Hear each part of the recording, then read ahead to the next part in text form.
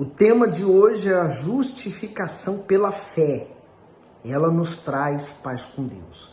Vamos meditar? Romanos capítulo 5. Vamos pedir a direção de Deus. Ó meu Senhor, que a Tua palavra seja revelada a nós.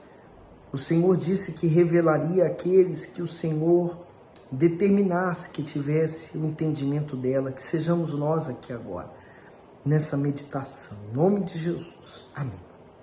Romanos capítulo 5, versículo 1, ele diz: tendo sido, pois, justificados pela fé, temos paz com Deus por nosso Senhor Jesus Cristo. O bispo Macedo diz assim: pela fé temos paz com Deus.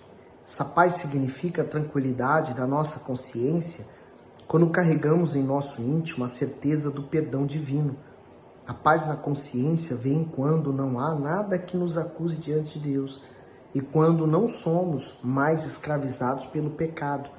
O Espírito Santo deixou bem claro, pelas palavras de Paulo, que essa paz com Deus é o resultado da fé apoiada na pessoa do Senhor Jesus. Por isso, não pode ser alcançada pela religiosidade ou pelas boas obras. Essa paz começa a tomar conta do nosso ser quando chegamos ao altar e nos entregamos de corpo, alma e espírito a Deus. Por ter paz não significa não passar por lutas. Pelo contrário, exteriormente podemos enfrentar grandes conflitos, mas em nosso interior estaremos tranquilos, pois fomos reconciliados com Deus pelo sangue do seu Filho amado. E essa é a base do Novo Testamento, né? O sangue do Senhor Jesus que justifica-nos dos nossos pecados. A pessoa normalmente que ela comete algo de errado, ou ela vive na prática de algo que está errado, e a consciência dela então acusa ela do que ela está fazendo. Se não há conserto, né? Se não há um reconhecimento, então vai chegar um ponto que essa consciência vai deixar de acusar, e aí a Bíblia trata essa consciência como cauterizada. Mas a pessoa que se arrepende, ela decide então buscar o perdão. Aonde muitas pessoas erram, elas querem sentir o perdão de Deus. E o perdão não é sentido, é fé. Você confessa e você tem fé que Deus perdoou você. Como eu posso ter essa certeza? Pela palavra dele. A palavra do Senhor Jesus me garante isso. Que uma vez que eu me arrependo, que eu reconheço os meus erros, eu viro as costas para aqueles erros, eu aborreço a mim mesmo para não praticá-los mais, eu passo a odiar aquele estilo de vida, então a fé me garante que eu estou perdoado. E logo vem a paz com Deus. Normalmente, o ser humano que quer misturar fé com sentimentos, ele termina sendo enganado pelo diabo. E aí vem o remorso. O que é o remorso? É a pessoa que praticou algo de errado, pediu perdão, aí se sente bem, se sente em paz, passado um tempo ela retorna a cometer o mesmo erro, quer dizer, ela vive naquela prática do erro de buscar o perdão e voltar a praticar, buscar o perdão e voltar a praticar, o remorso. O perdão definitivamente resolve o problema, aniquila aquele pecado e a pessoa segue em frente na sua caminhada. Então, é sobre isso que Paulo está tratando. No versículo 2 ele diz: pelo qual também temos entrada pela fé a esta graça, quer dizer, o sacrifício, a salvação do Senhor Jesus, na qual estamos firmes e nos gloriamos na esperança da glória de Deus. Essa glória de Deus hoje, ela enche-nos com o Espírito Santo. E é por isso que a fé, a graça é alcançada pela fé. A fé nos faz, por exemplo, perdoar a quem nos ofendeu.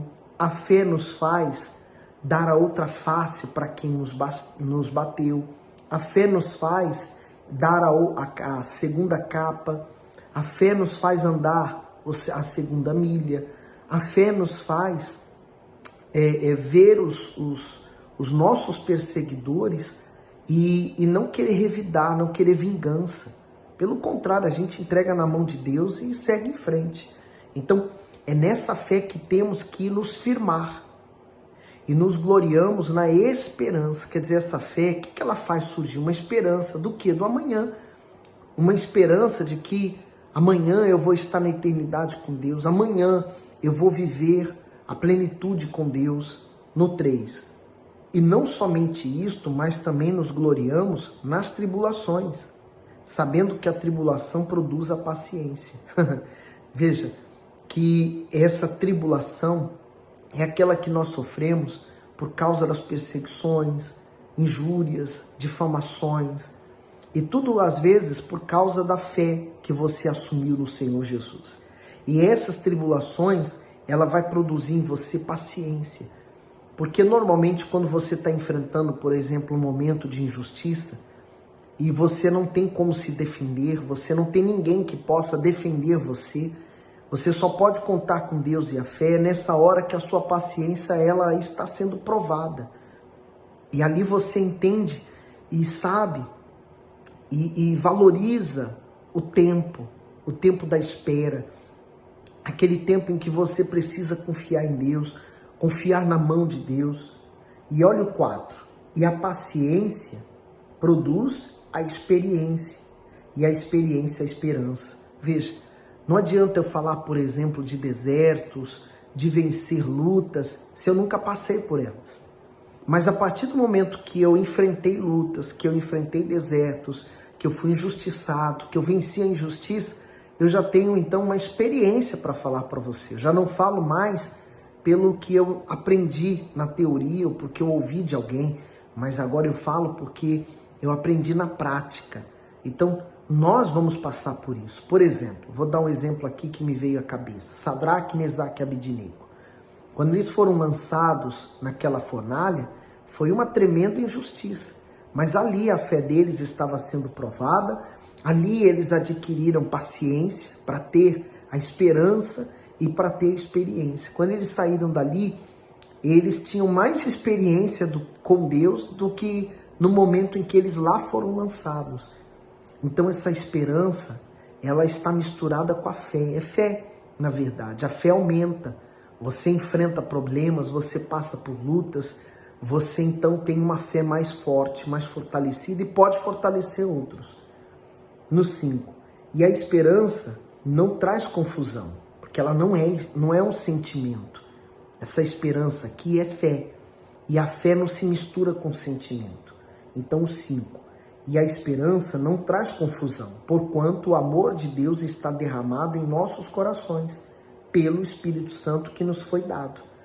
O Bispo Macedo diz, nos gloriamos nas tribulações. As exortações de Paulo sobre as tribulações fortalecem os cristãos romanos durante as grandes perseguições que enfrentaram. Nesse período, eles sofreram as mais terríveis barbáries humanas pelas mãos do imperador Nero. A morte de muitos, por exemplo, serviu de espetáculo nas arenas de Roma. Além disso, eram hostilizados pela população e tratados como lixo pela sociedade. Contudo, nada disso abalou a fé dos fiéis, porque todos eles se mantinham firmes na certeza de que receberiam a coroa da vida. Deus permite que passemos por tribulações, injúrias, calúnias e perseguições pelo nome do Senhor Jesus, para que a nossa fé se torne cada vez mais pura e preciosa. Não há nada que produza mais perseverança, confiança, esperança, maturidade espiritual e experiência com Deus do que as tribulações. E é verdade, aquele Coliseu de Roma, ele não conseguiu conter ou impedir que novos cristãos viessem conhecer Jesus. No 6, porque Cristo, estando nós ainda fracos, morreu a seu tempo pelos ímpios. Fracos na fé, literalmente, né? 7, porque apenas alguém morrerá por um justo. Pois poderá ser que pelo bom alguém ouse morrer? Mas Deus prova o seu amor para conosco, em que Cristo morreu por nós, sendo nós ainda pecadores. Quer dizer, o Senhor Jesus morreu ainda sendo nós pecadores. Quer dizer, Ele não esperou que a gente nos consertasse ou nos tornássemos dignos da sua morte. Não. Ele morreu mesmo assim, sabendo que éramos pecadores e estávamos condenados à morte. Mas Ele escolheu nos amar primeiro. Logo, no 9. Mas agora, tendo sido justificados pelo seu sangue, seremos por Ele salvos da ira. Graças a Deus, aleluia. Porque o sangue dele nos justifica, nos lava, nos perdoa e nos salva desse dia da ira, no 10. Porque se nós, sendo inimigos, fomos reconciliados com Deus pela morte de seu Filho, muito mais tendo sido já reconciliados, seremos salvos pela sua vida. Aí há quem diga assim, mas eu não sou inimigo de Deus. Bom, todos os que praticam o pecado são inimigos de Deus. Porque Deus condena o pecador, o pecado que o pecador comete. Mas uma vez que essa pessoa decide morrer para os seus pecados, ela decide abandonar aquela vida, então ela morre com o Senhor Jesus na cruz. E aí ela é reconciliada. Há uma reconciliação com Deus. Deixamos de ser inimigos para nos tornar, então, seus filhos, reconciliados pela fé. No 11.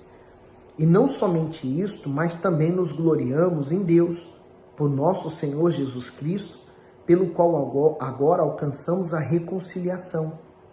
Portanto, como por um homem entrou o pecado no mundo, que foi Adão, e pelo pecado a morte, assim também a morte passou a todos os homens, por isso que todos pecaram, porque até a lei estava o pecado no mundo, mas o pecado não é imputado, não havendo lei. No entanto, a morte reinou desde Adão até Moisés, até sobre aqueles que não tinham pecado, a semelhança da transgressão de Adão, o qual é a figura daquele que havia de vir, que é Jesus Cristo. Mas não é assim o dom gratuito como a ofensa, porque se pela ofensa de um morreram muitos, muito mais a graça de Deus através de Jesus e o dom pela graça, que é de um só homem, Jesus Cristo, abundou sobre muitos. Quer dizer, o pecado de Adão trouxe a morte como consequência, mas como o Senhor Jesus morreu em nosso lugar, então agora vem a vida, e agora vai ser muito mais abundante do que foi antes. 16. E não foi assim o dom como a ofensa por um só que pecou? Porque o juízo veio de uma só ofensa, na verdade, para a condenação, mas o dom gratuito veio de muitas ofensas para a justificação. Porque se pela ofensa de um só a morte reinou por esse, muito mais os que recebem a abundância da graça e do dom da justiça reinarão em vida por um só, Jesus Cristo. Que glorioso, né? A pessoa que aceita o Senhor Jesus, ela vai reinar em vida. Quer dizer, mesmo que ela sofra perseguições, por exemplo, as pessoas aqui em Roma, elas muitas eram crucificadas, feitas tochas vivas durante a noite, eram colocado fogo. Muitas delas eram levadas para a arena, onde os leões comiam elas, leões famintos. Muitas delas eram martirizadas em cruzes e tocavam fogo nessas pessoas, cremavam vivas. E o Senhor Jesus falou que elas iriam reinar em vida através do apóstolo Paulo. E de fato, sabe, a maior riqueza que o ser humano possui não está fora, está dentro dele. Mas isso é para aqueles que receberam a glória de Deus, quer dizer, o Espírito Santo dentro delas. O Bispo Macedo, ele diz assim nesse comentário, né, do 15 ao 19. Pela ofensa de um. Essa ofensa aqui mencionada significa o pecado cometido por Adão, que o levou à queda. Pela desobediência dele, todos os homens, sem exceção, ficaram suscetíveis à maldição do pecado. Mas, mediante a graça redentora e salvadora do Senhor Jesus, a humanidade se tornou justa aos olhos do Altíssimo. Porém, não de forma incondicional, pois para alcançar a justificação, é preciso que a pessoa creia inteiramente no sacrifício do Filho de Deus e viva de acordo com a sua palavra. E aí, continuando no 18, ele diz: pois assim como por uma só ofensa veio o juízo sobre todos os homens para a condenação, assim também por um só ato de justiça veio a graça sobre todos os homens para a justificação de vida. Quer dizer, eu não estava lá no Jardim do Éden, eu não pequei junto com Adão. Mas uma vez que Adão pecou, então todos os frutos de Adão, todos que nasceram após ele, já nasceram no pecado como ele, que pecou e errou. Então, nós já somos pecadores por defeito de natureza, né? Mas depois do Senhor Jesus, então nós encontramos a justificação da fé. A mesma comunhão que Adão havia perdido lá no paraíso, agora o Senhor Jesus reconstruiu, reconciliou-nos para que possamos estar de volta com o Pai. É muito bom, sabe, por exemplo, uma manhã de domingo de Santa Ceia, onde você se entrega ao Senhor Jesus, às quartas. São dias especiais em que nós buscamos o nosso Senhor Jesus.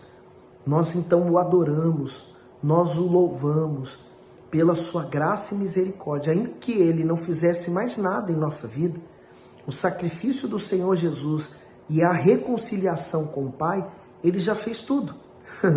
E claro, aqueles que vivem neste mundo, o Espírito Santo vai usar essas pessoas agora como testemunhas para salvar outras vidas. Então o objetivo de Deus não é que você viva uma vida aqui abundante e pronto, acabou, e agora vá viver na eternidade. Não, ele vai te proporcionar uma vida abundante aqui embaixo, na terra, para que você possa ganhar outras almas para ele. Agora o nosso trabalho é de evangelização. Nós temos que espalhar essa palavra. Aí o 19 diz: porque como pela obediência de um só homem, muitos foram feitos pecadores, assim pela obediência de um, Jesus, muitos serão feitos justos. Graças a Deus. 20. Veio, porém, a lei para que a ofensa abundasse, mas aonde o pecado abundou, superabundou a graça, para que, assim como o pecado reinou na morte, também a graça reinasse pela justiça para a vida eterna, por Jesus Cristo nosso Senhor. E o que exige de mim para que eu tenha vida eterna? Andar na justiça. Andar na justiça é você conferir a sua vida com a palavra de Deus. A sua vida, o seu andar, o seu pensar, seu agir, reagir, ele condiz com o que está na Bíblia. Você está enquadrado naquilo que a palavra de Deus ensina, do Velho ao Novo Testamento. Então, se há falhas, se naquela palavra você está falhando, então você precisa de conserto. O conserto com Deus te leva então ao reconhecimento dos seus erros e a um conserto com Deus. O conserto com Deus te leva à reconciliação com o Pai.